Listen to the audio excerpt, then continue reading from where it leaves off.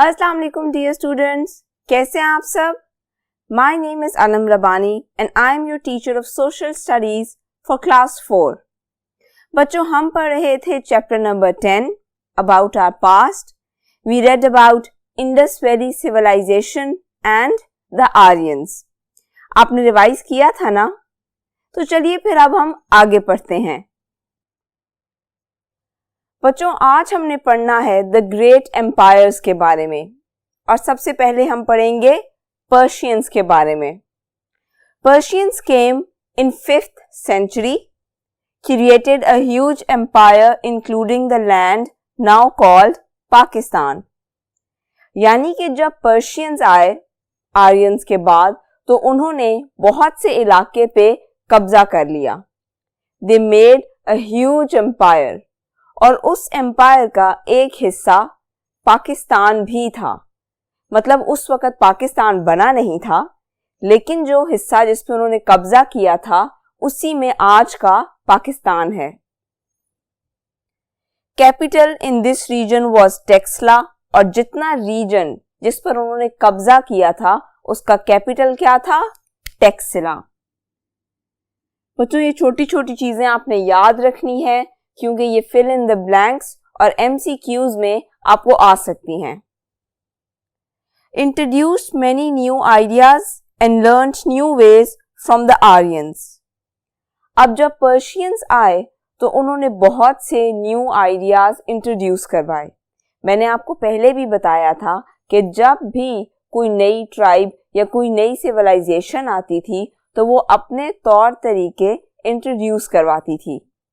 इसी तरह जब पर्शियंस आए तो उन्होंने भी अपने तरीके इंट्रोड्यूस करवाए, और इसके अलावा उन्होंने आर्यंस से भी बहुत से आइडियाज लिए और बहुत सी चीजें सीखी। अलेक्जेंडर केम थ्रू खैबर पास इनटू सब कॉन्टिनेंट एंड डिफीटेड पर्शियंस। फिर क्या हुआ कि ग्रीस का अलेक्जेंडर खैबर पास के थ्रू सब कॉन्टिनेंट में एंटर हुआ। उसने पर्शियंस के साथ जंग लड़ी एंड ही वन।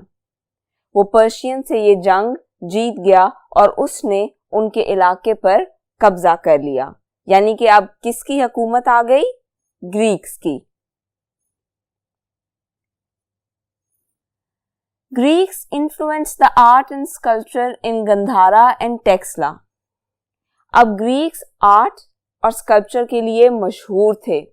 मुजस्मे बनाना और आर्ट्स की जितनी भी चीजें थी, म्यूजिक वगैरह, पेंटिंग्स, इन सब के लिए ग्रीक्स बहुत ज्यादा मशहूर थे, और ये चीज आज भी गंधारा और टेक्सला में देखी जा सकती है। The region was mainly Buddhist, यानी कि उस रीजन के ज्यादातर लोग बुद्धिज्म को फॉलो करते थे। बुद्धिज्म इज अ रिलीजन, तो वहां पे रहने वाले ज्यादातर लोग बुद्धिस्ट ही थे।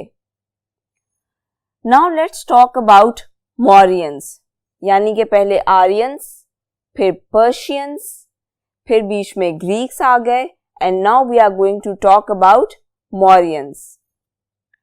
Most famous Mauryan ruler Ashoka. Mauryan ruler Ashoka बहुत ज्यादा फेमस था। हर इरा का या हर एक ट्राइब का कोई एक खास बंदा मशहूर होता है, ज्यादा भी हो सकते हैं, लेकिन मौर्यन ट्राइब का जो रूलर बहुत मशहूर था वो था Ashoka. He extended his empire through wars and conquests, यानी कि उसने अपने एम्पायर को एक्सटेंड किया, फैलाया, बहुत से इलाके पर कब्जा किया थ्रू वॉर्स, जंगों के थ्रू, एंड थ्रू कॉन्क्वेस्ट्स। कॉन्क्वेस्ट कहते हैं किसी जगह पर कब्जा करने को।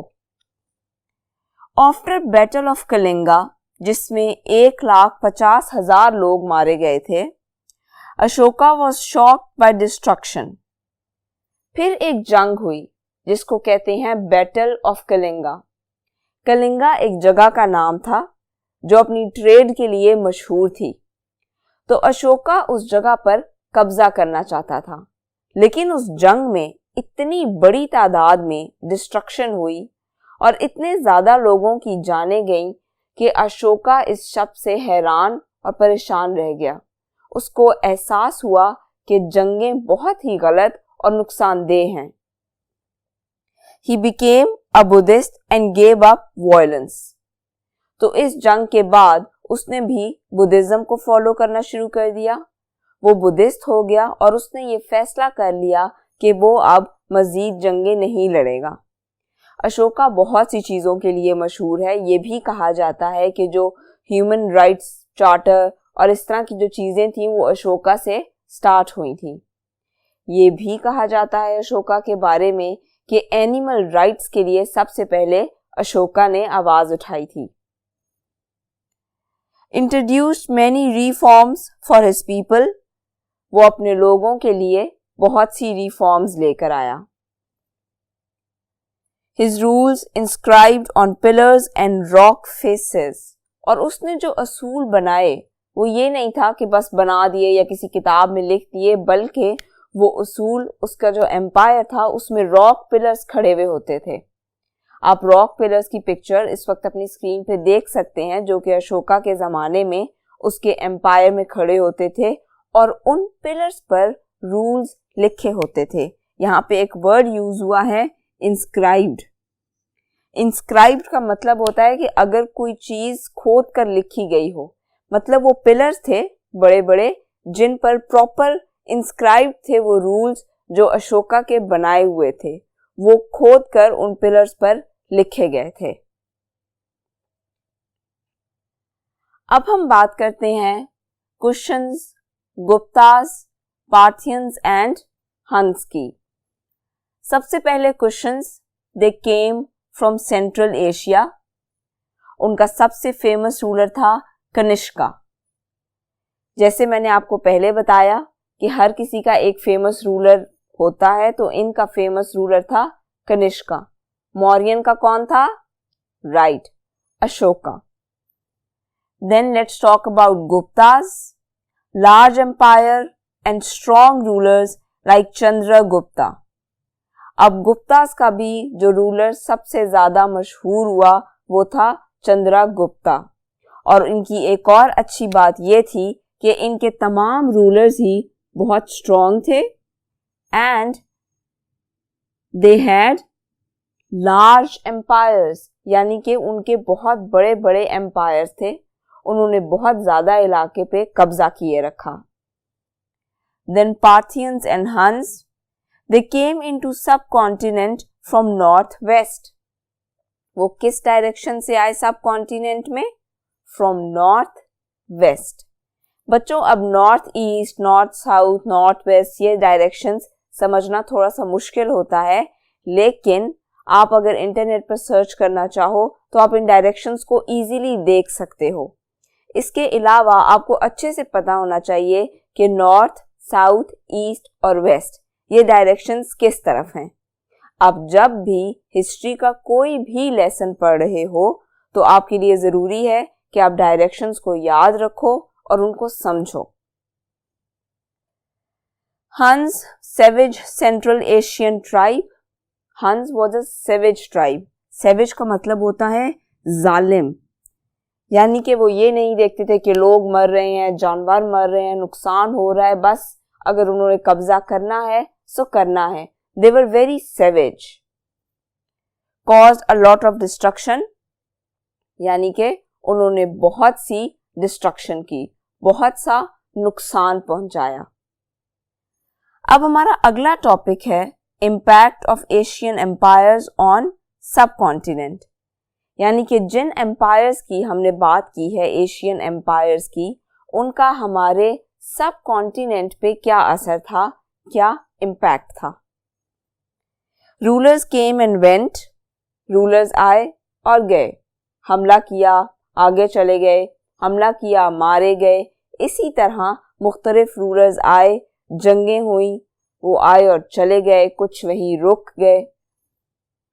Brought new ideas and new cultures, और जो भी रूलर आता था अपनी ट्राइब के साथ वो नए आइडियाज लेकर आता था, एक नया कल्चर लेकर आता था। इस पर हम पहले भी बात कर चुके हैं कि जब भी कोई नई ट्राइब आती थी तो उसका अपना एक कल्चर होता था, उसके अपने नॉर्म्स एंड ट्रेडिशंस होते थे।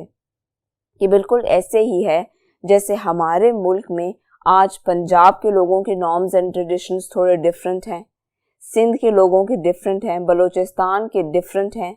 इसी तरह उस वक्त भी होता था कि डिफरेंट ट्राइब्स के लोगों के ट्रेडिशंस डिफरेंट होते थे, तो अगर वो कहीं जाते थे तो वो अपने हिसाब से रहते थे। History of these times can also be found in records of travelers like Chinese pilgrims. बच्चों, अब ऐसा भी होता है कि कुछ लोग हमेशा लिखने के आदी होते हैं। They are travelers. वो जैसे जैसे ट्रेवल करते हैं वो वैसे वैसे लिखते जाते हैं। वो रुकते नहीं हैं, बस ट्रेवल किया, किसी जगह 3-4 दिन रुके, फिर ट्रेवल किया, फिर रुके, and they keep on traveling. This is a very difficult task to keep on traveling, लेकिन कुछ लोगों को इस चीज़ का बहुत ज़्यादा शौक होता है। कभी कभी ऐसा भी होता है कि आप किसी एक स्पेसिफिक जगह जा रहे हो, तो रास्ते में आप जो कुछ देखते हो, जो कुछ ऑब्जर्व करते हो और जो कुछ फेस करते हो, आप वो सब लिखते चले जाते हो अपनी डायरी में। ऐसे ही कुछ चाइनीज पिलग्रिम्स थे जिन्होंने ये सब कुछ लिखा अपने ट्रेवलर डायरीज में, और उन 2 चाइनीज पिलग्रिम्स जिनका नाम मेंशन है उनमें से एक फाशिन एंड हुईशांग। इनकी प्रोनाउंसिएशन थोड़ी ऑड और थोड़ी मुश्किल लगेगी as compare to their spellings, but again they are Chinese words, तो इस बात के बारे में हम कुछ नहीं कर सकते। आपने इनकी प्रोनाउंसिएशंस अगर चेक करनी हो तो आप इंटरनेट पे चेक कर सकते हो, otherwise just learn the spellings for the sake of MCQs and fill in the blanks. Now let's talk about the learning. 4th and 5th century, great advances made in mathematics, astronomy, art and many other subjects. अब 4th और 5th century में जिन subjects के मामले में बहुत ज़्यादा काम किया गया वो थे mathematics, maths, astronomy. Astronomy is when we talk about stars, moon, space, skies. Arts, you all know, painting, music, and there were many other subjects जिनमें 4th और 5th century में बहुत काम किया गया। Texila had a big university. Texila University अपने वक्त की मशहूर तरीन यूनिवर्सिटीज में से एक यूनिवर्सिटी थी।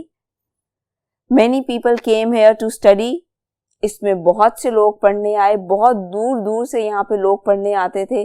टेक्सला उस वक्त एक ऐसी यूनिवर्सिटी थी जिसमें पढ़ाई बहुत ज़्यादा अच्छी थी, और अपने वक्तों में शायद एक वाहिद यूनिवर्सिटी, कोई बहुत ज़्यादा यूनिवर्सिटीज़ उस वक्त नहीं थी जैसे अब स्कूल्स, कॉलेजेस और यूनिवर्सिटीज़ हैं। उस वक्त ऐसा नहीं था, इसलिए टेक्सला यूनिवर्सिटी में बहुत दूर दूर से लोग पढ़ने आते थे। Many Buddhist scholars came here. बहुत से बुद्धिज्म के फॉलोअर्स यानी कि बुद्धिस्ट स्कॉलर्स यहाँ टेक्सला यूनिवर्सिटी में पढ़ने आए थे। Aryabhatta from Nalanda university gave concept of zero. इसी तरह there was another university, Nalanda university, और उसमें एक मशहूर आदमी whose name was आर्यभट्टा। अब वो क्यों मशहूर था? क्योंकि he gave concept of zero.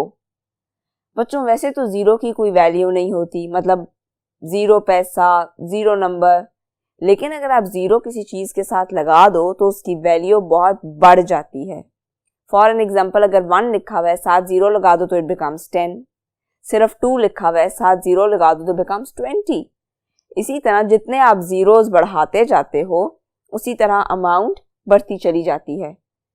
यानी कि जीरो की अपनी अकेली कोई वैल्यू नहीं है, लेकिन अगर ये डिजिट्स के साथ लगाया जाए तो it can play a huge role, it can actually change the game. फिर आ जाते हैं हम उस वक्त के रिलीजन्स पे, क्योंकि ऑब्वियसली जैसे जैसे ट्राइब्स आती गईं वैसे वैसे रिलीजन्स भी आते गए। हिंदुइज्म, बुद्धिज्म, जैनिज्म, ये उस वक्त के रिलीजन्स के नाम है।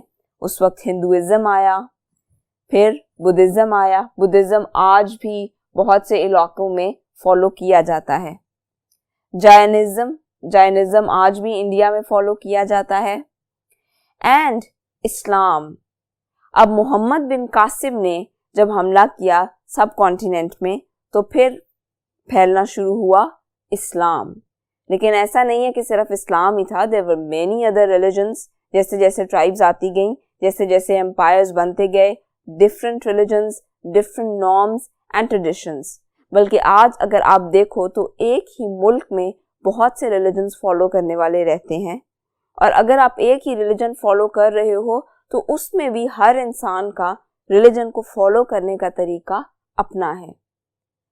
तो बच्चों, यहाँ पे हमारा ये चैप्टर ख़त्म होता है। आपने इसको अच्छे से रिवाइज करना है ताकि आपको एक्सरसाइज करने में आसानी हो। अपना बहुत सा ख्याल रखिएगा। अल्लाह हाफिज़।